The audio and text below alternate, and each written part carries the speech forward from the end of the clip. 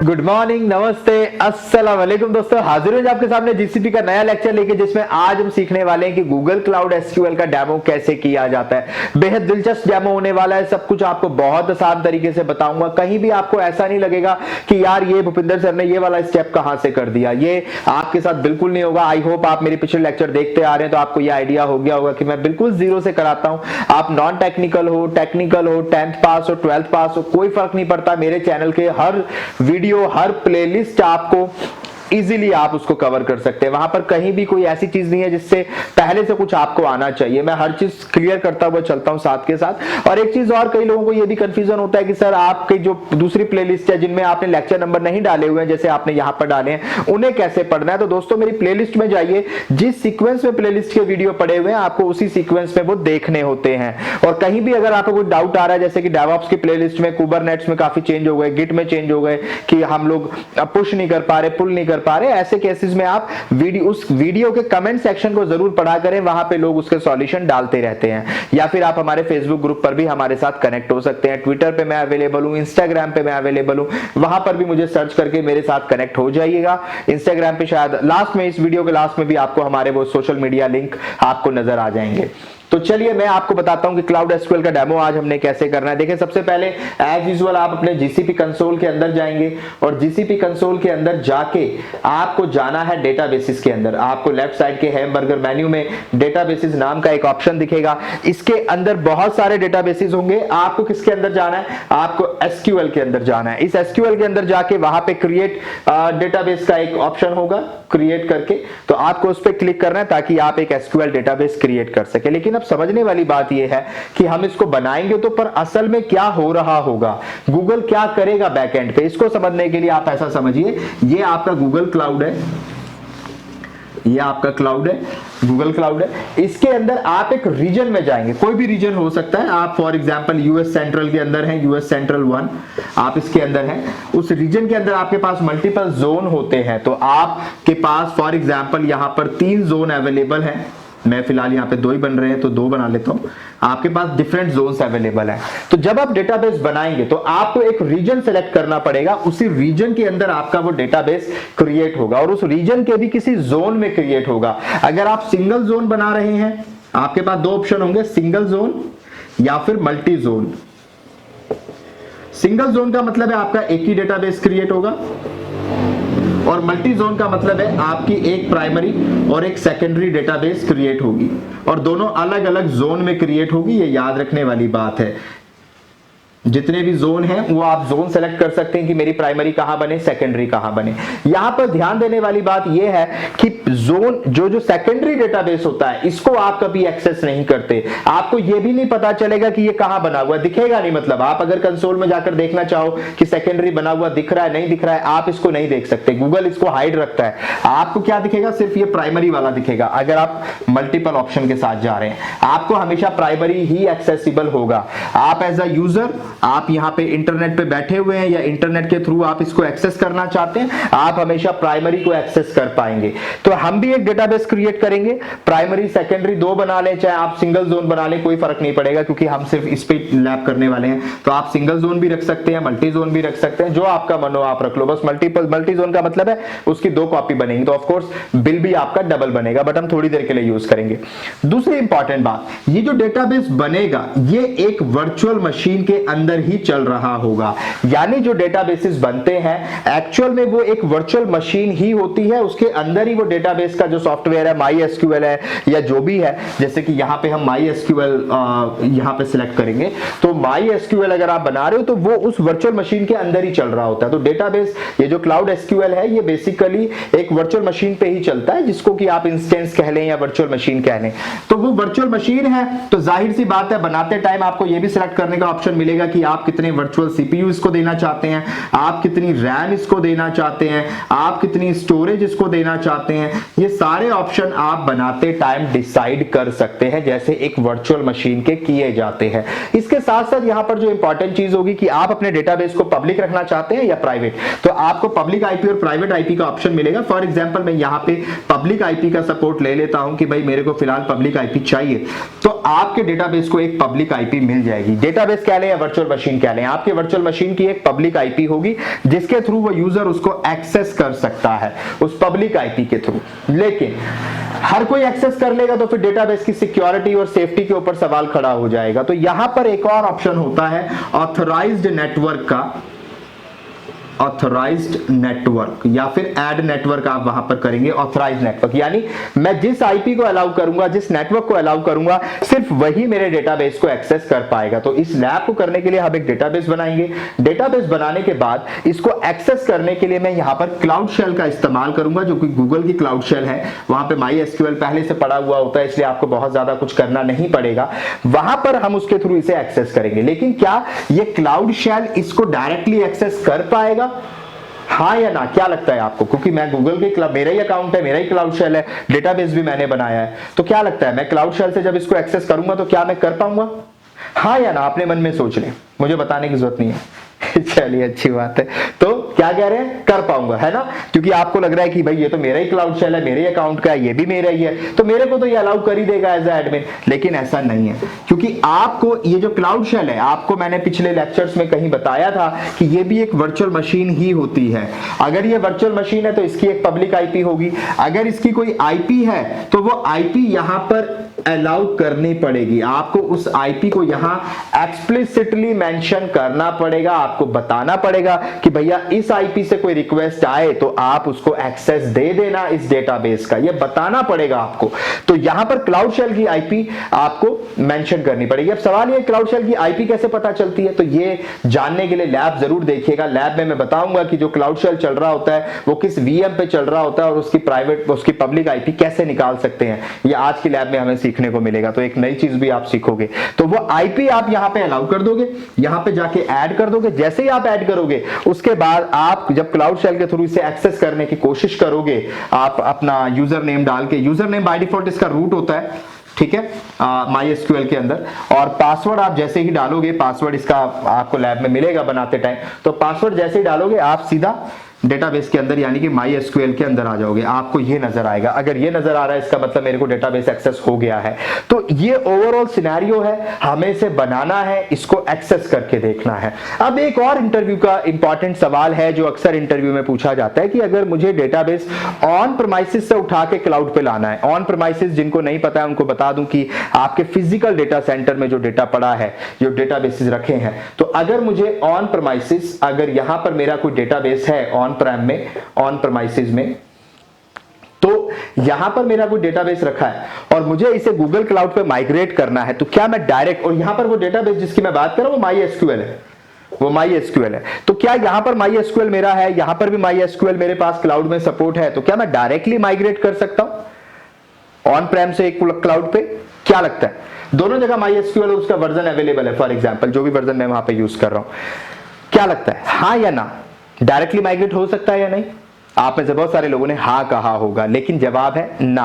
आप directly migrate नहीं कर सकते। आपको ऑन प्रीमाइसेस से पहले उस डेटाबेस को उठा के गूगल की क्लाउड स्टोरेज में लाना पड़ेगा, जिसे कि हम यहां पे स्टेजिंग एरिया कहते हैं। याद रखिएगा इंटरव्यू में, स्टेजिंग एरिया, स्टेजिंग एरिया का मतलब होता है एक ऐसी जगह जहां पर चीजों को लाकर इकट्ठा कर दिया जाता है। तो आप पहले गूगल की स्टोरेज में लाकर वो सारा डेटाबेस रख दोगे, उसके बाद यहां पर गूगल क्लाउड के अंदर, क्लाउड एसक्यूएल के अंदर एक ऑप्शन होता है इंपोर्ट का, और जब आप इस इंपोर्ट पे क्लिक करोगे तो आपको सिर्फ एक ही ऑप्शन दिखेगा कि वो बकेट बताइए जिसमें डेटा पड़ा है। यानी इससे क्लियर हो जाता है कि माइग्रेशन जब हम करेंगे तो डेटा पहले बकेट में होना जरूरी है। इसीलिए मैंने कहा कि ये स्टेजिंग एरिया है। पहले क्लाउड स्टोरेज के अंदर सारा डेटाबेस जो भी ऑन प्रीमाइसेस में पड़ा है उसे लाकर पहले यहां पर रख दो आप अपने क्लाउड स्टोरेज के अंदर। उसके लिए भी कमांड होती है डंप वाली, उसके थ्रू आप यहां पर कर दो। करने के बाद जब क्लाउड स्टोरेज में सारा आ जाए तो फिर आप उसको इंपोर्ट कर सकते हो बकेट से। डायरेक्टली ये ऑप्शन होता है इंपोर्ट में कि बकेट में जो जितने डेटाबेस पड़े हैं वो अपने आप उठा लेगा और उनको डेटाबेस के अंदर प्रॉपर्ली सेटअप कर देगा। फिर आपको कुछ करने की जरूरत नहीं है। तो ये 3 स्टेप प्रोसेस, मेरे ख्याल से 2 स्टेप प्रोसेस है। पहला स्टेजिंग एरिया में लाना, दूसरा स्टेजिंग एरिया से यानी कि क्लाउड स्टोरेज से इंपोर्ट करना क्लाउड एसक्यूएल के ऊपर। तो ये माइग्रेशन का प्रोसेस है। इंटरव्यू में इतना ही पूछा जाएगा आपसे, करके दिखाने के लिए कोई कभी नहीं कहेगा, नो नीड टू वरी। हालांकि ये प्रोसेस भी बहुत मुश्किल नहीं है, बट जरूरी नहीं है अभी आपके लिए, क्योंकि मैं नहीं चाहता आप कंफ्यूज हो जाए। कॉन्सेप्ट अगर आपको मालूम है दैट इज इंपॉर्टेंट। एक ना कई लोगों के जहन में ये भी सवाल होता है कि यार भूपेंद्र सर पढ़ा अच्छा रहे हैं, टॉपिक भी सारे कवर करा रहे हैं, लेकिन क्योंकि फ्री में हम पढ़ रहे हैं ना, तो आपके मन में ये रहता है कि ट्रेनिंग सेंटर वाले शायद ज्यादा पढ़ाएंगे, या शायद वो हमें रियल टाइम कुछ करके दिखाएंगे, या हमें प्रोजेक्ट्स बनवा के दिखाएंगे। मैं गारंटी दे रहा हूं ऐसा वो कुछ भी नहीं करेंगे। जो मैं करा रहा हूं इससे भी कम कंटेंट मिलेगा, मैं गारंटी से आपको लिखकर दे सकता हूं। इसीलिए ये सिर्फ आपके दिमाग का फतूर है कि मैं अगर पैसे देके पढ़ूंगा तो शायद गूगल क्लाउड में इससे कुछ ज्यादा बताया जाता होगा, क्योंकि इतना तो फ्री में ही लोग बता रहे हैं यूट्यूब के ऊपर। आपकी गलतफहमी है। जो डिटेल में जिस तरीके से क्लाउड को मैं यहां पे डिस्कस कर रहा हूं, पूरी जीसीपी की सीरीज आपको पूरे यूट्यूब पे अब तक तो अवेलेबल नहीं है। कल को कोई बना दे, बिल्कुल हो सकता है लोग आने वाले वक्त में बना दें, मेरे को देखकर बना दें, कुछ भी हो सकता है, बट एट प्रेजेंट ये सीरीज अवेलेबल नहीं है। मैं जितना कोशिश कर सकता हूं, जितनी डिटेल में एग्जाम के पॉइंट ऑफ व्यू से, इंटरव्यू के पॉइंट ऑफ व्यू से मैं सारी चीजें डिस्कस करता हुआ चल रहा हूं। तो आपसे एक छोटा सा सपोर्ट चाहता हूं, ज्यादा से ज्यादा मेरी जैसे ही कोई वीडियो अपलोड होती है उसको आप फेसबुक पे या तो शेयर कर दें, लिंक्डइन के ऊपर शेयर कर दें तो बहुत ही अच्छा है। साथ साथ मुझे टैग करना ना भूलें, हैशटैग भूपिंदर राजपूत। मैं आपको कमेंट भी करूंगा, वहां पे आपसे गुफ्तगू भी करूंगा, और मैं करता हूं, मैं शेर व शायरी भी वहां पे आपके लिए पोस्ट करता हूं। तो हैशटैग भूपिंदर राजपूत और हैशटैग टेक्निकल गुफ्तगू आप जैसे ही करेंगे आपको सजेशन में आ जाएगा, आपको पूरा लिखना भी नहीं पड़ेगा। उससे पहले टेक्निकल गुफ्तगू, हैशटैग टेक्निकल गुफ्तगू। लिंक्डइन पे कोई भी पोस्ट करते हैं दोनों हैशटैग लगाइएगा, वो ऑटोमेटिकली मेरे को नोटिफिकेशन आ जाता है कि किसी ने मुझे टैग किया है। मैं उसको डेफिनेटली रिप्लाई भी करता हूं, रिस्पॉन्ड भी करता हूं, और यही एक राब्ता करने का तरीका भी है मेरा। तो आपसे मेरी गुफ्तगू भी हो जाती है इस बहाने। तो दोस्तों जरूर ज्यादा से ज्यादा लोगों तक गूगल क्लाउड को पहुंचाएं। आज हिंदुस्तान ही नहीं, पाकिस्तान, बांग्लादेश, नेपाल, सऊदी अरब, यूएस और कनाडा तक में लोग हमें पढ़ रहे हैं, देख रहे हैं, एंड आई होप उनको इससे फायदा भी मिल रहा है। मैं जानता हूं क्योंकि वो कमेंट सेक्शन में मुझे बताते रहते हैं कि सर हमारी जॉब लग गई। तो मैं यही चाहता हूं कि आपका ये सपोर्ट बना रहे, ज्यादा लोगों को इसके बारे में पता चले और वो अपने पैसे बचा सके। मुझे कई बार लोगों ने बताया कि इसके नाम पे 1-1, 1.5 लाख रुपए उनसे ले लिए जाते हैं, 200 हजार डॉलर उनसे ले लिए जाते हैं। तो उनको बचाएं, अपने ही नहीं औरों के भी बचाएं। बात समझ आ रही है? चले अच्छी बात है। तो लैब पे चले, फिर चले लैब पे चलते हैं, करके देखते हैं फटाफट से। तो लो जी आ गए अपने लैब के ऊपर, और ये है हमारा जीसीपी का कंसोल जिसमें आपको लॉगिन करना है, और यहाँ पे डैशबोर्ड का बटन है, आपको इस पे क्लिक करना है। यहाँ पे आप देख सकते हैं मैं इस समय इस प्रोजेक्ट आईडी के अंदर हूँ। आप जिस भी प्रोजेक्ट में आप उसके अंदर इस लैब को कर सकते हैं। और यहाँ पर देखें ये कलर भी अभी ऑरेंज हो गया है कि भाई हमारे यहाँ कोई मसला है L7 इंटरनल लोड बैलेंसर में। तो खैर हमें इसकी लैब से तो कोई मतलब नहीं है। तो सीधा आप यहाँ पे इस हैमबर्गर मेन्यू में आ जाएं, क्योंकि एसक्यूएल की लैब करनी है। और यहाँ पे आपको डेटाबेसिस के अंदर, वैसे मेरे पास एसक्यूएल यहाँ पे पिन है, बट अगर आप मोर प्रोडक्ट्स में जाएंगे तो आपको डेटाबेसिस के अंदर ये नजर आएगा। मैं आपको दिखा देता हूँ। तो देखिए डेटाबेसिस के अंदर big table, data store, data migration, और यहाँ पे एसक्यूएल भी है। इसको आपको क्लिक करना है।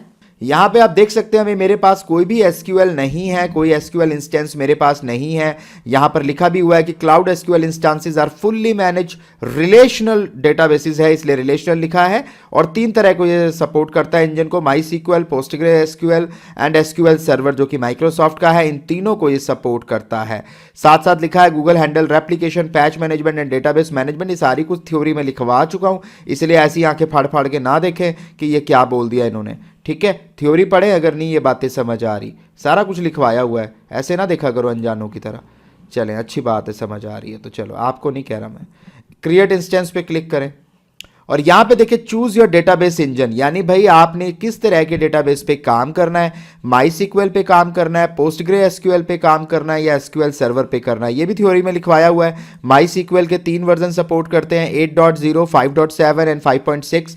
यहाँ पर पोस्टग्रे के देखेंगे तो आप 14, 13, 12, 11, 10 और 9.6 सारे सपोर्ट करता है। और इसमें 2017 और 2019 लेटर ऑन जब ये वीडियो थोड़ी सी पुरानी हो जाएगी तो हो सकता है कुछ और एक आधा वर्जन आपको यहाँ पे नए ऐड होके दिख जाए, क्योंकि गूगल इसको टाइम टू टाइम अपडेट करता रहता है। तो हम यहाँ पे माई एसक्यूएल की लैब करेंगे, चूज माई एसक्यूएल पे क्लिक करना है। बाकी भी सेम ही है, जिनको पोस्टग्रे एसक्यूएल के साथ जाना है वो इसको सिलेक्ट कर लें, जिनको एसक्यूएल सर्वर पे काम करना है वो इसको कर लें। लगभग सेम है। तो मैं आपको माई एसक्यूएल पे करके दिखा देता हूँ, क्योंकि ये कॉमन है, सबसे ज़्यादा यूज होता है। तो यहाँ पे मैं एसक्यूएल पे क्लिक करता हूँ। यहाँ पे आपको इसको नाम देना है। मैं इसको नाम देना चाहता हूँ, सपोज करें माई डीबी और यहाँ पे लिख दें टीजी, या फिर मैं इसको नाम दे देता हूँ टेक्निकल गुफ्तगू, जो कि हमारे इस छोटे से गरीब से चैनल का नाम है। और यहाँ पे इसका पासवर्ड जनरेट कर लेते हैं, जिसके थ्रू मैं इसे लॉगिन करूंगा। यहाँ पे आप जनरेट पासवर्ड पे क्लिक करें, इसको यहाँ पे अनहाइड करें और इसको कॉपी कर लें। ये आपके काम आएगा बाद में और ये बहुत क्रूशियल होता है। आप चाहें तो इसको गूगल के सीक्रेट मैनेजर में भी सेव करके रख सकते हैं। बाकी फिलहाल के लिए मैं इसको ले लेता हूँ और यहाँ पे इसको हाइड कर देता हूँ।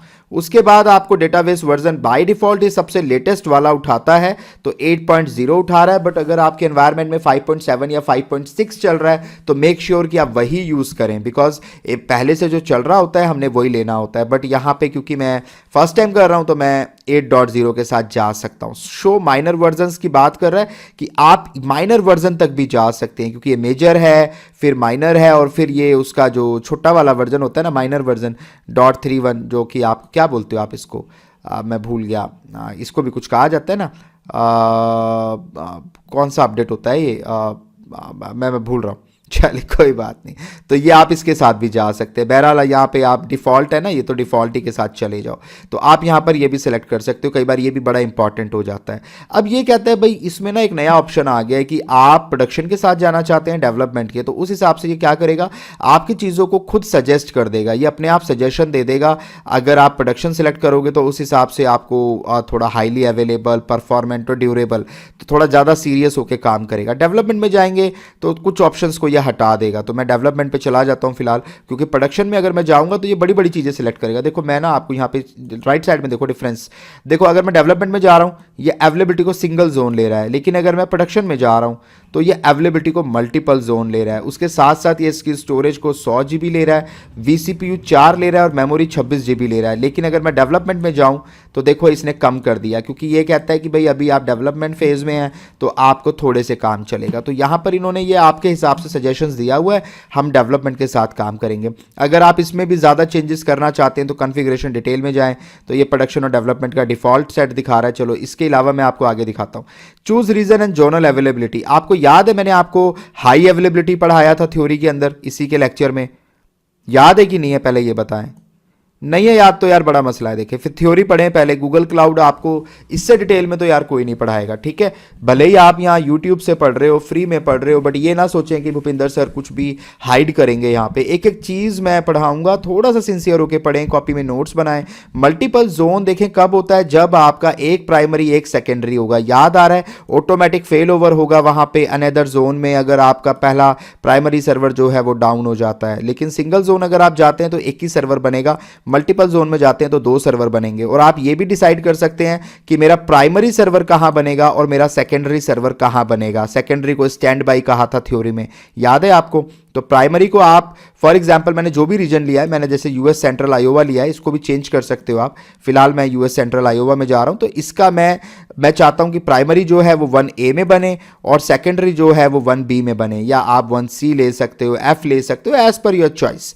तो आप यहां पर अपनी मर्जी का भी सेलेक्ट कर सकते हो। अगर आप इसे छोड़ दोगे तो गूगल अपने आप रैंडमली अलग अलग जोन सेलेक्ट कर लेगा, लेकिन रीजन हमेशा सेम रहेगा, रीजन अलग अलग नहीं हो सकता हाईली अवेलेबल के केस में। अच्छा, अगर आप यहां हाईली अवेलेबल लेंगे तो आपको एक और डिफरेंस दिखाता हूं। अगर आप यहां पे हाईली अवेलेबल सेलेक्ट करते हैं तो यहां पे नीचे आपको दिखेगा कि यहां मेंटेनेंस के अंदर ये चीजें बाय डिफॉल्ट होंगी। एडवांस ऑप्शन में जाएं, उसके बाद data protection, yes data protection में देखिए आप automate backups and enable point in time recovery by default set है। आप बस टाइम वो कर सकते हो, अदरवाइज यहां पे इसको टिक या अनटिक नहीं कर सकते। हाईली अवेलेबल के केस में ऑटोमेटिक बैकअप और enable point in time recovery आपको बाय डिफॉल्ट मिलेगा, आप इसे डिसेबल नहीं कर सकते। अगर आपको ये दोनों चीजें नहीं चाहिए तो फिर आप हाईली अवेलेबल में ऐसा नहीं कर सकते, फिर आप यहां पे इसको यहां पे सिंगल जोन कर दें। अगर आप यहां सिंगल जोन लेंगे तो आप नीचे आके देखें, आप इसको अनटिक कर सकते हैं। ये ऑप्शन फिर आपके पास अवेलेबल है कि मैं ये दोनों चीजें नहीं चाहता। लेकिन अगर आप इसे हाईली अवेलेबल कर देंगे तो फिर उस केस में यहां पे आपको वो लेना ही पड़ेगा, वो मैंडेटरी है। अब यहां पे देखो, अच्छा वो चीज मैंने समझा दी, तो यहाँ पे मैंने दोनों प्राइमरी और सेकेंडरी के लिए जो सर्वर मुझे लेने थे मैंने यहाँ पे ले लिए। अब मैं अपना जो इंस्टेंस है, मैंने आपको बताया था जो ये क्लाउड एसक्यूएल है ये बैक एंड में एक वर्चुअल मशीन के ऊपर ही चलता है, तो ये आप डिसाइड कर सकते हैं कि आपकी मशीन टाइप क्या होगी, उसका साइज क्या होगा, उसमें वर्चुअल सीपीयू कितने होंगे, उसमें रैम कितनी होगी, ये आप डिसाइड कर सकते हैं। क्योंकि मुझे सिंपल एक लैब करके दिखानी है, इसलिए मैं यहाँ पे स्टैंडर्ड में बड़ा सिंपल सा 1V CPU और 3.75 GB लेकर चलूंगा, लेकिन रियल टाइम में आप अपनी रिक्वायरमेंट के अकॉर्डिंग ले सकते हैं। अब आप कहेंगे सर अगर मुझे अपनी रिक्वायरमेंट के हिसाब से मैंने यहाँ पे ले लिया for example 4V CPU 15 GB, लेकिन मुझे इससे ज़्यादा की ज़रूरत है, तो वो ऑटोमेटिकली ऑटो स्केल होता जाएगा, जैसे ही उसको ज़रूरत महसूस होगी वो अपने आप बढ़ा देगा। उस चीज़ के लिए आपको परेशान नहीं होना। एक चीज़ आप और देख सकते हैं, जितना कम VCPU पे जाओगे आपको रीड राइट उतने कम मिलेंगे। आप यहाँ पे रीड राइट और आयोप्स देखें, अभी आयोप्स मुझे 3000 मिल रहे हैं 15000 में से। अगर मैं 2 VCPU और 7.5 करता हूँ तो ये मेरे बढ़ जाएंगे। आप देखिएगा इन वैल्यू पे नज़र रखिएगा आप। अब आप देखिए ये वैल्यू बढ़ती जा रही है। आप 1 मिनट में आपको यहाँ दिखाता हूँ हाई मेमोरी में। आप हाई मेमोरी में देखें ये, अच्छा ये तो सेम है, ये बढ़ गया। नेटवर्क थ्रूपुट आपका बढ़ेगा, रीड राइट भी आपका बढ़ेगा। आप यहाँ पे जाएं 48 ऑफ 800 हो गया, फिर आप यहाँ पे आ जाएं, ये भी आपके बढ़ गए 3000 ऑफ 25000, ये वैल्यू बढ़ रही है। तो ये वैल्यू इस हिसाब से चेंज कम ज़्यादा होती रहती है, जिस हिसाब से जितनी ज़्यादा रैम और वो लेंगे उसी हिसाब से थ्रूपुट और आईओप से सब आपको बढ़ा के मिलेंगे। तो फिलहाल मैं क्योंकि सस्ते में काम करूँगा, क्योंकि मैं थोड़ा गरीब आदमी हूँ, तो मैंने तो सिर्फ आपको लैब करके दिखानी है। चलिए अच्छी बात है। और यहाँ पे चॉइस इज परमानेंट। अगर आप स्टोरेज एक बार जो सेलेक्ट कर लेते हैं उसको बाद में चेंज नहीं कर सकते। मैं यहाँ पे SSD लेके चलूंगा क्योंकि उसकी परफॉर्मेंस अच्छी होती है। यहाँ पे स्टोरेज की अगर बात करें तो मैंने आपको बताया था, अब आप 65 टेराबाइट तक जा सकते हैं। 65 टेराबाइट इसकी 64 टेराबाइट की मैक्सिमम लिमिट है इसकी, आप वहां तक जा सकते हैं। 65,536 आपको यहाँ पे नज़र आ रहा है, यहाँ तक की लिमिट आपको मिली हुई है। तो मैं सबसे कम वाली लूँगा ताकि मेरा बिल कम मिले। देखें सॉरी मैं ना वहाँ पे कर रहा था, यहाँ स्टोरेज का देखें फ़र्क पड़ेगा। आप स्टोरेज में बढ़ा रहा हूँ, देखो आयोप्स बढ़ गए 600 हो गए। अभी मैं 100 कर रहा हूँ, आयोप्स बढ़ के 3000 हो गए। अभी मैं 200 कर रहा हूँ, आयोप्स बढ़ के 6000 हो गए। तो ये जो आयोप्स है ये डिपेंड करेगा इस स्टोरेज के ऊपर। वहाँ पे मैं वही सोच रहा ये आयोप्स क्यों नहीं बढ़ रहे। अच्छा ये स्टोरेज में बढ़ने थे, सॉरी। यहाँ पे 10 GB मैं फ़िलहाल लेके चल रहा हूँ ताकि हमारा जो है बिल कम आए। इनेबल ऑटोमेटिक स्टोरेज इंक्रीज, ये आप कर सकते हैं। ऐसा करने से जैसे ही 10 GB भरने वाली होगी ये अपने आप इसको बढ़ा देगा। लेकिन एक बात याद रखिएगा, स्टोरेज सिर्फ बढ़ सकती है, बाद में घट नहीं सकती। यानी 10 से 20 हो जाएगी, 20 से 30 हो जाएगी, पर 30 से 20 वापस में नहीं जाएगी। आपकी उम्र के हिसाब से, उम्र हमेशा बढ़ती है इंसान की, कभी घट नहीं सकती। तो ये कुछ ऐसा ही है, ये हमेशा बढ़ सकता है। उसकी वजह यह है कि बाद में डेटा करप्ट हो जाएगा अगर उसको रिड्यूस करने की कोशिश करोगे। तो मैंने आंसर भी दे दिया है क्योंकि मुझे पता है आपको डाउट आता है इस बात में। इंक्रिप्शन की बात करें तो यहाँ पे गूगल ने अपने आप से GMEK वाला इंक्रिप्शन दिया हुआ है जो गूगल का खुद का होता है। बट अगर आप CMEK यानी कि कस्टमर मैनेज इंक्रिप्शन की लेना चाहते हैं या आपने ली हुई है गूगल की मैनेजमेंट सर्विस से, की मैनेजमेंट सर्विस से, तो आप उसका भी इस्तेमाल कर सकते हैं। बाय डिफॉल्ट गूगल इसे इंक्रिप्ट करता है। This instance is encrypted. Google में ये एक अच्छी चीज़ है कि सारी चीज़ें बाय डिफॉल्ट इंक्रिप्टेड होती हैं, कुछ भी अनइंक्रिप्टेड नहीं होता। कनेक्शंस की बात करें तो दो तरह के कनेक्शन आपको यहाँ पे मिलते हैं, प्राइवेट भी मिलता है, पब्लिक भी मिलता है। अगर पब्लिक की बात करें तो इसका मतलब ये है कि आपको एक पब्लिक IP एड्रेस मिल जाएगा जिसके थ्रू कोई भी आपके डेटाबेस को पूरी दुनिया में कनेक्ट हो सकता है। लेकिन अगर आप प्राइवेट लेते हैं तो फिर इसका मतलब ये है कि प्राइवेटली आप अपने क्लाउड के थ्रू इससे एक्सेस कर सकते हैं, इंटरनेट पे जाने की कोई भी ज़रूरत नहीं है। ऐसे में आपको यहाँ पे अपना वो नेटवर्क सेलेक्ट करना पड़ेगा जिसके थ्रू आप एक्सेस करना चाहते हैं। जब आप इस पर क्लिक करेंगे तो ये सेटअप कनेक्शन के लिए कहेगा। जैसे ही आप इस पर क्लिक करोगे आपका ये कनेक्शन सेटअप कर देगा और आपको एक पीयरिंग कनेक्शन भी नज़र आएगा अपने वर्चुअल प्राइवेट नेटवर्क के अंदर। अगर आप यहाँ पे जाएंगे तो आपको यहाँ एक पीयरिंग नेटवर्क भी नज़र आएगा। जैसे कि फॉर एग्जांपल अगर मैं आपको अभी पीयरिंग नेटवर्क में लेके जाऊं तो आपको शायद यहाँ पे कोई पीयरिंग नेटवर्क नज़र नहीं आएगा। मैं आपको दिखाता हूँ, अभी कोई पीयरिंग नेटवर्क नहीं है। लेकिन अगर मैं यहाँ पे इसको इस्टेब्लिश कर दूंगा तो एक पीयरिंग नेटवर्क भी बन जाता है। बैकएंड पे कुछ ये बेसिकली काम करता है जिसके थ्रू फिर आप अपने प्राइवेट IP के थ्रू कनेक्ट कर सकते हैं। तो आप चाहें तो इसे ले लें, बट फिलहाल बहरहाल मैं क्योंकि आपको पब्लिक से ही करके दिखाऊंगा तो इसको खाली पब्लिक लेकर चलते हैं, कोई मसले वाली बात नहीं है। ऑथराइज नेटवर्क देखिए, इसके बिना मैं एक्सेस नहीं कर पाऊंगा अपने डेटाबेस को, क्योंकि मुझे पहले बताना पड़ेगा कि मैं किस आईपी से एक्सेस करने वाला हूं। उसी को ऑथराइज ये करेगा, उसी के थ्रू फिर आप उस डेटाबेस को एक्सेस कर पाओगे।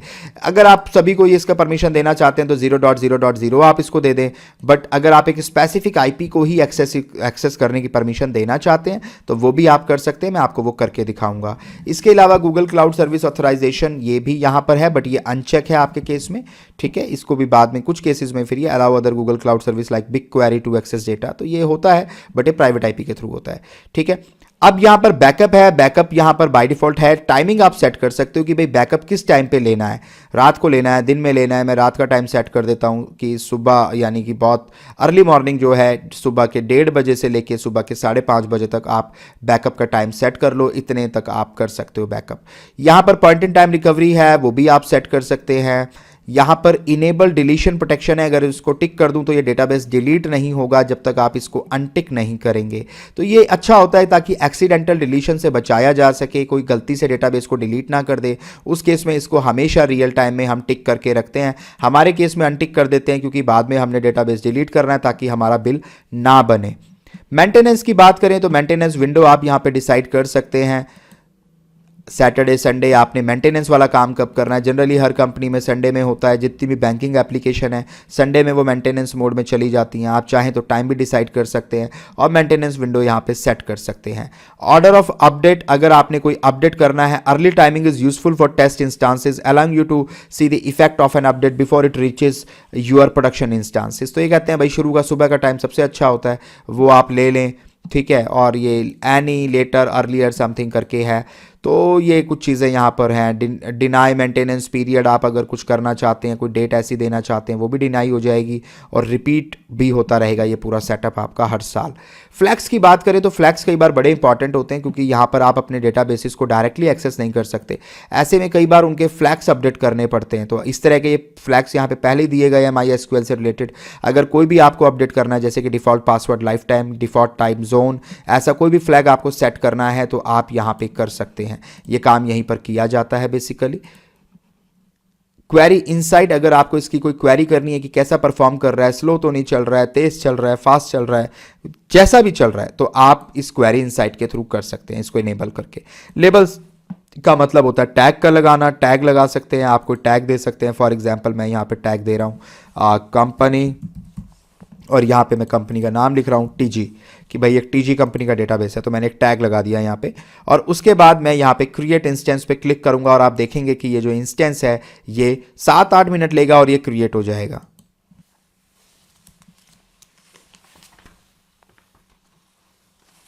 तो दोस्तों आप देख सकते हैं कि ये क्रिएट हो गया और तकरीबन इसको 6 मिनट लगे हैं बनने में, और यहाँ पर ये क्रिएट हो गया है। और ये कुछ इसकी डिटेल्स हैं यहाँ पर जो धीरे धीरे आपको नज़र आने लगेंगी। ये इसका पब्लिक आईपी है जिसके थ्रू आप इस डेटाबेस को एक्सेस कर सकते हैं। क्योंकि मैंने इसको पब्लिक आईपी दिया था, इसे कॉपी करना ज़रूरी है क्योंकि इसी के थ्रू हम एक्सेस करेंगे।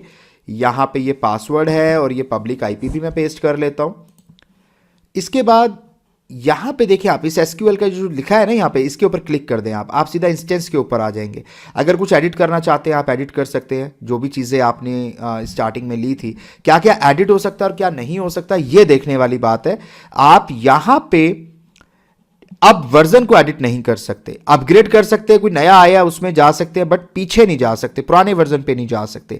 अपने नाम को, डेटाबेस का जो नाम है अब उसे भी आप चेंज नहीं कर सकते, ये भी ग्रेड आउट है। रीजन नहीं चेंज कर सकते, ये सब इंटरव्यू के सवाल में आपको बता रहा हूं, रीजन आप चेंज नहीं कर सकते।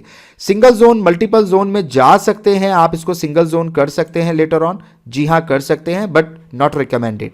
उसके बाद मशीन टाइप कम ज़्यादा कर सकते हैं, स्टोरेज कम ज़्यादा कर सकते हैं, अगर प्राइवेट आईपी का सपोर्ट लेना चाहते हैं ले सकते हैं। तो ये कुछ चीज़ें हैं जो एडिट की जा सकती हैं, बट इंटरव्यू में ये नहीं पूछा जाएगा जो एडिट किया जा सकता है। इंटरव्यू में वो पूछा जाएगा जो एडिट नहीं किया जा सकता है, जैसे कि इसका नाम, इसका रीजन, इसका वर्जन, ये इंपॉर्टेंट चीज़ें हैं। तो यहाँ पर ये बात भी आपको समझ आ गई है, तो मैं यहाँ पर इसको सेव कर देता हूँ। तो ये मेरा सेव हो गया है। अब मैं जो SQL आपको दिख रहा है इसके ऊपर क्लिक करता हूँ।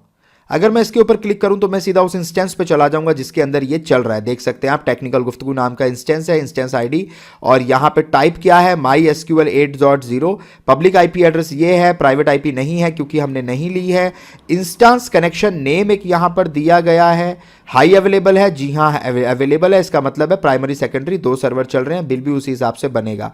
स्टोरेज की बात करें तो अभी 1 GB इन्होंने दिखाया है, बट उससे भी कम ही अभी इस्तेमाल हुआ होगा, ये आपको नजर आ रहा है। अगर आपको बाद में से डिलीट करना है, आप यहां से डिलीट कर सकते हैं, कनेक्ट कर सकते हैं, क्लोनिंग कर सकते हैं जिसका थ्योरी में जिक्र किया था मैंने, रीड रेप्लिका क्रिएट कर सकते हैं जिसका थ्योरी में जिक्र किया था मैंने। याद आ रहा है कि नहीं आ रहा है? नहीं आ रहा है तो थोड़े बादाम ज़्यादा खाया करें, और ये मोमोज और चाउमीन बर्गर कम कर दें, और एडिट में जाके आप एडिट कर सकते हैं। तो ये सेटिंग यहां पर आपको राइट साइड में नजर आएगी, इसलिए भूलना मत कि डिलीट वाला बटन कहां गया। डिलीट वाला बटन यहां पे होता है। अब मैं इस सर्वर के अंदर चलता हूं, टेक्निकल गुफ्तगू पे क्लिक करते हैं तो यहां पे मैं वापस से यहां आ जाऊंगा। अब दोस्तों मुझे इस डेटाबेस को एक्सेस करना है। एक्सेस करने के लिए देखिए 2 चीजें हैं, एक तो आपको इस डेटाबेस की आईपी पता होनी चाहिए, दूसरा मैंने अभी इसको अलाउ नहीं किया। मैं देखो इसको ना एक्सेस आपको क्लाउड शेल से करके दिखाता हूं। तो एक बार मैं क्लाउड शेल को ओपन कर लूं, और सेम टू सेम लैब आपको करनी है। यहां पर कोई भी पहले प्री सेटअप नहीं है, जैसे मैं करा रहा हूं बिल्कुल वैसे करिएगा, कोई एरर नहीं आएगा। और अगर कोई एरर नहीं आता है तो मुझे लैब के वीडियो के कमेंट सेक्शन में जरूर बताया करो कि लैब हमारी हो गई है सक्सेसफुल, और कैसी लग रही है ये भी बताया करो, ठीक है। अच्छे बच्चे हो आप सारे के सारे। यहां पे देखो ये मैं आ गया हूं, और एक अच्छी चीज ये है हमारे जीसीपी के क्लाउड शेल में कि यहां पे MySQL पहले से इंस्टॉल होता है, आपको यहां पे करना नहीं पड़ता। अगर मैं आपको दिखाऊंगा ना इसका वर्जन, तो आपको MySQL यहाँ पे नज़र आएगा। तो MySQL के यानी सारे काम मैं यहाँ पे कर सकता हूँ, MySQL वाली कमांड्स को, या कनेक्ट कर सकता हूँ अपने MySQL सर्वर को। तो ये चीज़ मैं यहाँ पे कर सकता हूँ। लेकिन अगर मैं अभी यहाँ पे MySQL-H यानी कि होस्ट, और होस्ट की जो मेरी यानी कि जो इंस्टेंस है उसकी जो पब्लिक आईपी है वो मेरी ये है। अगर मैं इसको यहाँ से Ctrl+C करूँ और उसके बाद यहाँ पे Ctrl+V करूँ, याद रखिएगा ऐसे ही पेस्ट होगा ये, इसको पेस्ट करूं और उसके बाद यहां पे यूजर जो है वो मेरा रूट होगा। कैसे पता चलेगा? मेरा यूजर का नेम बाय डिफॉल्ट रूट होता है। कैसे पता चलता है? आप यहां देख सकते हैं, यहां पे लेफ्ट साइड में आपको एक ऑप्शन मिलेगा यूजर्स का। इस यूजर्स पे आप क्लिक करें, जो भी नाम यहां पे आपको नजर आएगा वो नाम आपको वहां डालना होता है। यहां पे यूजर नेम रूट है, आप देख सकते हैं बाय डिफॉल्ट MySQL में यूजर नेम रूट होता है, तो ये नाम आपको यहां पे लेना है। उसके बाद स्पेस देके -P करना है और एंटर कर देना है। जब आप एंटर करोगे तो आपसे पासवर्ड पूछेगा, लेकिन अभी ये पासवर्ड नहीं पूछेगा, एरर देगा। मैं आपको दिखाता हूं। एंटर पासवर्ड पूछ लिया, गजब है। पासवर्ड कैसे पूछ लिया इसने? मैंने आईपी तो अलाउ की नहीं है। लेट मी चेक, क्या बात है, ये अलाउ हो जाएगा क्या? ओके, ये पासवर्ड दिखेगा नहीं, मैंने Ctrl+V करके पेस्ट कर दिया बट दिखेगा नहीं। एंटर करते हैं, लेट्स सी कनेक्ट होता है कि नहीं होता है। नहीं होगा, कनेक्ट नहीं होगा। आप देख सकते हैं कनेक्ट नहीं होगा। कनेक्ट होना होता है एकदम से हो जाता, तो ये कनेक्ट नहीं होगा। तो इसे कनेक्ट कैसे करना है अब ये देखते हैं। जब तक ये एरर आएगा तब तक मैं आपको बताता हूं कि कमी क्या है। कमी ये है दोस्तों कि वहां पे आपको याद है कि मैंने ऐड नहीं किया था नेटवर्क। कनेक्शंस में आप आइए, यहाँ पे एसक्यूएल के अंदर कनेक्शन के ऑप्शन में आइए। आपको याद है यहाँ पे मैंने कहा था ऐड नेटवर्क की ऑथराइज नेटवर्क किसके थ्रू आप एक्सेस कर सकते, तो मैंने कोई भी नेटवर्क ऐड नहीं किया था। अब मसला ये है कि मैं नेटवर्क कौन सा ऐड करूं। नेटवर्क मुझे वो ऐड करना है जिससे मैं इस डेटाबेस को एक्सेस कर रहा हूं, और एक्सेस मैं कहां से कर रहा हूं? क्लाउड शेल से कर रहा हूं। तो क्लाउड शेल की आईपी मेरी जो है यहाँ पे अलाउ होनी चाहिए, तभी क्लाउड शेल के थ्रू मैं एक्सेस कर पाऊंगा। अब सवाल ये है कि क्लाउड शेल की आईपी कैसे ढूंढी जाती है, ये भी तो एक सवाल है। तो देखो ये एक्सेस नहीं हो रहा है, मैं Ctrl+C कर रहा हूं तो ये क्रॉस हो जाएगा, यानी कि ये क्लोज हो जाएगी और मैं यहाँ पे आ गया। तो आपको ये याद रखना है, Ctrl+C से आप बाहर आ जाएंगे। उसके बाद आपने यहाँ जाना है गूगल क्रोम पे, और यहाँ पे आपने सर्च करना है ip5.org। ये एक वेबसाइट है, आपको ये सर्च करनी है ip5.org। इस पर क्लिक करिएगा और यहाँ पे देखिए कोड सैंपल्स लिखे हैं। आप बड़े आसान है, ये कोड सैंपल्स पे जाएं और यहाँ पे जो ये बैश वाला कोड है ना, ये आपने लेना है। पहले ये वाली आई कोड चला दें, इसको कॉपी कर लें और यहाँ पे जाएं। जैसे जैसे करा रहा हूँ बिल्कुल वैसे करना है। Ctrl+V कर दें, ये पेस्ट हो गया, एंटर करें। अब इसके बाद दूसरा कोड चला दें। दूसरा कोड है ये वाला, इसको कॉपी करें एज इट इज़, Ctrl+C करें और यहाँ पे जाके इस कोड को पेस्ट कर दें और चला दें। तो देखो my public IP is my bad gateway. Let me check, दोबारा करें, लेट मी चेक। एक बार ये कमांड दोबारा चलाएं और अब ये कमांड चलाएं, अब आ गई। ठीक है, तो ये कोई मसला हुआ होगा, जिस भी वजह से हुआ होगा, तो ये आ जाएगा। वैसे आप इस कमांड को चलाओगे ना, देखो मैं दोबारा चलाता हूँ तो ये देखो ये कमांड बता रहा है। तो अगर कोई एरर भी आ जाए तो ये कमांड दोबारा as it is copy paste करना है, मैंने कोई चेंजेस नहीं किए हैं, तो डरने की जरूरत नहीं है कुछ भी, ठीक है, कोई रॉकेट साइंस नहीं है। अब इसको कॉपी कर लो, ये जो आईपी है ये क्लाउड शेल की आईपी है दोस्तों, ये हमें अलाउ करनी पड़ेगी, तब क्लाउड शेल के थ्रू हम डेटाबेस को एक्सेस कर पाएंगे। तो इसको मैं कॉपी कर रहा हूँ और यहाँ पे इसको पेस्ट कर रहा हूँ। अब यहाँ पे ये जो आईपी है इसको मुझे यहाँ कनेक्शंस में जाके इसको अलाउ करना पड़ेगा। एज इट इज़ कॉपी कर दीजिए इसको और डन कर दीजिए और यहाँ पे सेव कर दीजिए। मैंने यहाँ पर, आपने एक चीज़ और ध्यान दीजिएगा, मैंने स्लैश करके CIDR 8 या 16 या 24 नहीं लिखा है, सिंपल आईपी को पेस्ट किया और सेव कर रहा हूँ। तो ज़्यादा परेशान होने की ज़रूरत नहीं है, सब कुछ आसान है। तो ये सेव हो गया यहाँ पे। अब मैं दोबारा देखिए वही कमांड चलाऊंगा, ये वाली, कहाँ गई मेरी वो कमांड, ये वाली कमांड। तो अब मैं जब चलाऊंगा ना, और अब जब मैं पासवर्ड डालूंगा, आपको MySQL के अंदर ले जाएगा ये। इसका मतलब मैं एक्सेस कर पा रहा हूं अपने सर्वर को। तो ये टेस्टिंग हमें करनी है। तो स्क्रीन को क्लियर करने के लिए क्लियर करके देखें, क्लियर से क्लियर हो रहा है, जी हाँ हो गया। तो क्लियर भी लिख सकते हो, Ctrl L भी कर सकते हो। तो ये छोटी छोटी कमांड भी याद कर लिया करो। अब यहाँ पे आपने अगर पुरानी कमांड देखनी है तो कीबोर्ड का जो आपका अप और डाउन वाला जो एरो की होता है ना, उसको आप करते जाओ, अप वाली की को दबाते जाओ तो पुरानी कमांड्स आपको ये दिखाता जाएगा। तो देखो मैं डाउन कर रहा हूँ तो ये उससे नीचे की कमांड दिखा रहा है। अप कीबोर्ड का जो एरो है उसको दबा रहा हूँ तो ये ऊपर लेके जा रहा है। तो इस कमांड को मैं दोबारा चलाता हूँ, एंटर करता हूँ, ये पासवर्ड मांगेगा, पासवर्ड को यहाँ से कॉपी कर लीजिए, बिल्कुल ठीक कॉपी कीजिएगा, स्पेस नहीं होना चाहिए कॉपी करते टाइम। कई बार ना आप अगर इसको स्पेस देके कर लोगे तो फिर वो एरर देगा। एज इट इज़ मतलब कॉपी करना है, Ctrl+C और यहाँ पे जाके आप इसको Ctrl+V कर दें। ये हो गया होगा पेस्ट, मैंने Ctrl+V दबा दिया बट दिखेगा नहीं, तो कंफ्यूज नहीं होना, एंटर करें, ये देखें हो गया जी। Welcome to the MySQL monitor command and, और ये फलाना डिमाका, Oracle is the registered trademark of Oracle Corporation, और ये वो MySQL। तो फाइनली हमारी लैब सक्सेसफुल हो गई है, बजाइए तालियां। चलिए अच्छी बात है। तो MySQL के अंदर आगे, अब यहाँ पे आप जो छोटे मोटे काम करना चाहते हैं, क्योंकि मैं डेटाबेस का बंदा नहीं हूँ तो मुझे तो इसका ज़्यादा कुछ मालूमात नहीं है, बट आप इसके अंदर जो भी काम करना चाहते हैं वो कर सकते हैं। हेल्प कमांड तो एक सिंपल से चला ही लेते हैं। तो हेल्प कमांड में ये आपको ये बता रहा है, Ctrl+L करता हूँ। तो इसके अंदर और कोई छोटी मोटी कमांड अगर आप चलाना चाहते हैं, जैसे कि शो डेटाबेसेस, मेरे पास कौन कौन से डेटाबेसेस अभी हैं इसके अंदर हम चेक कर सकते हैं। याद रखिएगा लास्ट में सेमीकोलन ज़रूर लगाइएगा, नहीं तो एरर आएगा। तो मैं ये कमांड चलाता हूँ, ये कहता है जी अभी 4 डेटाबेसेस हैं, information schema, MySQL, performance schema and sys, ये 4 डेटाबेसेस है। चेक कर लेते हैं क्या मेरे पास अभी ये 4 ही डेटाबेसेस है। डेटाबेसेस का ऑप्शन है लेफ्ट साइड में, इस पर क्लिक करिए। बहुत बढ़िया, यही 4 हैं जी, आप देख सकते हैं। अच्छा मैं एक बार और टेस्टिंग करके देखता हूँ, एक डेटाबेस और बनाता हूँ और इसको नाम देता हूँ माई गर्लफ्रेंड ऑल लव लेटर्स। ठीक है, ये मेरा ये मेरा डेटाबेस का नेम है और मैं इसे क्रिएट कर रहा हूँ कि मेरे डेटाबेस के अंदर मेरी गर्लफ्रेंड के सारे लव लेटर पड़े हुए हैं। तो एक बार इसके अंदर आ जाए फिर मैं आपको आगे दिखाता हूँ। एक बार ये यहाँ पे शो हो जाए तो ये देखें जी, my girlfriend all love letter database के अंदर आ चुका है। अब देखते हैं कि क्या मैं इसको यहाँ से एक्सेस कर पा रहा हूँ। अगर मैं इसको देखना चाहूँ तो यही कमांड दोबारा चलाते हैं, शो डेटाबेसिस, एंटर करते हैं और जी हाँ, अब की बार my girlfriend all love letters भी आपको नज़र आ रहा है।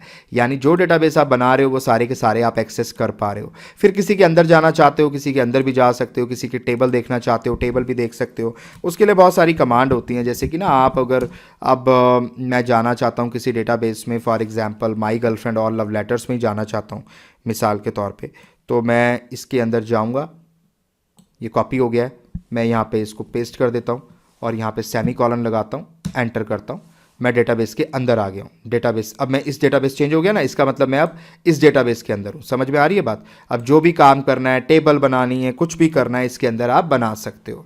तो आई होप आपको समझ आ रहा होगा ये सारा कुछ। तो बाकी जो डेटाबेस के लोग हैं वो इस पर आगे और भी काम कर सकते हैं, अदरवाइज इतना करके भी काम चल जाएगा। अब आप चाहें तो इसको क्लोज कर दें और इसको डिलीट करने का बड़ा सिंपल सा तरीका है, सिंपल SQL के ऊपर क्लिक करें और यहाँ पे ये जो आपका इंस्टेंस चल रहा है बस इसको डिलीट कर दो, सब कुछ अपने आप डिलीट हो जाएगा। क्योंकि मैंने वहाँ पे इनेबल नहीं की थी सिक्योरिटी, तो ये अभी एक ही बार में डिलीट हो जाएगा। एक्शन में जाइए, डिलीट के ऊपर जाइए और ये आपका डायरेक्टली डिलीट हो जाएगा। ये भी डिलीट हो जाएगा और जो इसका प्राइमरी सेकेंडरी जो दोनों थे ना, दोनों के दोनों डिलीट हो जाएंगे, डोंट वरी। ठीक है, तो मैं यहाँ पे इसको डिलीट कर रहा हूँ। यहाँ पे ये कह रहा है कि deleting an instance permanently remove the instance and all its data, any application that connect to this instance will be affected. तो यहाँ पे आपको इसके लिए इस डेटाबेस, ये जो आपका इंस्टेंस था, इसका नाम डालना पड़ेगा। मैं इसको पेस्ट कर देता हूँ और इसको डिलीट कर देता हूँ। ऐसा करने से ये मेरा अभी एकदम से डिलीट हो जाएगा। तो आप देख सकते हैं मेरा क्लाउड एसक्यूएल डिलीट हो चुका है। इसके बाद अपनी बिलिंग भी बीच बीच में चेक कर लिया करो कि आपकी बिलिंग अभी कितनी चल रही है। बिलिंग पे क्लिक कर लीजिएगा और यहाँ पे आके अपने बिल भी चेक कर लिया करो। जैसे कि मैं अगर अपने बिल की बात करूँ तो मेरा 13 रुपये का बिल ये दिखा रहा है, तो वो अपने आप कट भी जाएगा। मेरा कट भी गया, मतलब आज ही कटा है मेरा। तो थोड़ा बहुत बिल बनेगा 10-20 रुपये का। मेक श्योर कि आप गलती से ज़्यादा चलता हुआ कुछ ना छोड़ें। आपको देखो ये दिखा रहा है कि 16 रुपये का बिल इस महीने मेरा शायद बन सकता है। तो अपना बिल ज़रूर चेक करते रहा करिएगा। पुराना बिल, नए बिल सारे आपको यहाँ नज़र आ जाएंगे। रिपोर्ट्स आप चेक कर सकते हैं। तो ये सारी चीज़ें कर लिया करो। उसके बाद ये क्लाउड शेल भी बंद करना चाहो बंद कर दो, कोई फ़र्क नहीं पड़ेगा, क्योंकि डेटाबेस तो ऑलरेडी डिलीट हो चुका है। तो आई होप ये लैब आपको समझ आ गई होगी दोस्तों। अच्छे से आप इसे कर पाएंगे, कोई एरर नहीं आएगा, कोई परेशान होने की जरूरत नहीं है। क्लाउड एसक्यूएल की लैब आप बहुत आराम से कर पाएंगे। चलिए चलते हैं अपने बोर्ड की तरफ। आई होप यार लैब आपने अच्छे से कर ली होगी, कोई मुश्किल आपको नहीं हुई होगी और गूगल क्लाउड पढ़ना आपको बेहद दिलचस्प और आसान लग रहा होगा। अगर ऐसा है तो वीडियो को लाइक और शेयर जरूर किया करें। लिंक्डइन के ऊपर, फेसबुक के ऊपर, मैं ट्विटर पे, इंस्टाग्राम पे सब जगह अवेलेबल हूं टेक्निकल गुफ्तगू के नाम से। आप वहां मुझे जरूर फॉलो करिएगा। और चलिए एज यूजुअल बात को किसी खूबसूरत गजल के साथ खत्म करते हैं। गजल आज आपको सुनाना चाहूंगा मुनव्वर राणा साहब की। ऐसा लगता है कि कर देगा अब आजाद मुझे, मेरी मर्जी से उड़ाने लगा है सयाद मुझे। मैं हूं सरहद पे बने एक मकान की सूरत, कब तलक देखिए रखता है वो आबाद मुझे। एक किस्से की तरह वो तो मुझे भूल गया, एक कहानी की तरह वो है मगर याद मुझे। कम से कम ये तो बता दे कि किधर जाएगी, करके यह खाना खराबी मेरी बर्बाद मुझे। मैं समझ जाता हूं इसमें कोई कमजोरी है, मैं समझ जाता हूं इसमें कोई कमजोरी है। मेरे जिस शेर पे मिलती है बहुत दाद मुझे। तो मुनव्वर राणा साहब की एक गजल है और इनके शेर भी आपने सुने होंगे।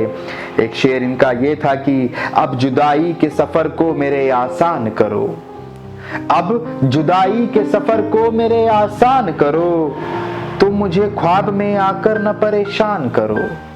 अभी जिंदा है माँ मेरी मुझे कुछ भी नहीं होगा, अभी जिंदा है माँ मेरी मुझे कुछ भी नहीं होगा। मैं घर से जब निकलता हूँ दुआ भी साथ चलती है। तो ये मुनव्वर राणा साहब के शेरों का मज़ा है, मिठास है, जो आपको और हमें जोड़े रखती है। इस तरह के शायरों ने इस दुनिया को सोचने पर भी मजबूर करते हैं कई बार। मुझे याद है एक शेर जो मेरे दिल में इतना बैठ गया कि मैं क्या बताऊँ। एक शेर हुआ करता कि ये ज़ब्र भी देखा है तारीख की नज़रों ने, लम्हों ने खता की थी सदियों ने सज़ा पाई। मतलब किस सूरत में, किस हालत में उस शायर ने ऐसी बात कही होगी। मतलब बहुत गहरी बात है, अगर आप इसको बैठ के सोचे ना, ये बहुत गहरी बात है। तो शायरी बहुत जरूरी है, आपको आनी चाहिए। लिटरेचर पे भी ध्यान दिया करें, क्योंकि देखिए मैं हमेशा कहता हूँ एक अच्छे इंसान बनना ज्यादा बेहतर है बजाय एक बहुत पैसे वाला बनने से। क्योंकि मैंने कई ऐसे लोग देखे हैं जिन्होंने पैसा बहुत कमा लिया, लेकिन बाद में उनके बच्चों ने भी यही सीखा कि हमारे फादर जो हैं ये करप्शन से कमाते हैं, ये गलत तरीके से कमाते हैं। औलाद बिगड़ जाती है, उसके बाद ना वो बाप की इज्जत करती है ना वो घर की इज्जत करती है, जो कमाया होता है सब बर्बाद कर देती है। मेरा मानना है कि एक अच्छा इंसान होना, एक अच्छी तालीम देना अपने बच्चों को, उनको अच्छी परवरिश देना, ये तभी हो पाएगा जब आप खुद अपने अंदर एक अच्छा किरदार रखते हैं। एक कहते हैं ना साहिब किरदार होना चाहिए। तो आदमी को ये आपके पास एक अच्छी सूरत, एक अच्छी सूरत से मेरा मतलब चेहरे की सूरत नहीं है, मेरा मतलब है आपकी जो इंटरनल ब्यूटी है, जो आपके अपने विचार हैं, जो आपके अपने थॉट्स हैं, वो बड़े अच्छे होने चाहिए। तो एक अच्छे इंसान बनने की कोशिश किया करें, जितना भी हो सके, जिस भी तरीके से हो सके अपने आप को थोड़ा सा एक अच्छा इंसान बनने की तरफ एक कदम जरूर बढ़ाएं इस साल के अंदर। और बाकी गूगल क्लाउड पढ़ते रहें, मेरे साथ मुखातिब होते रहें, ख्याल रखें अपना और दुआओं में याद रखें।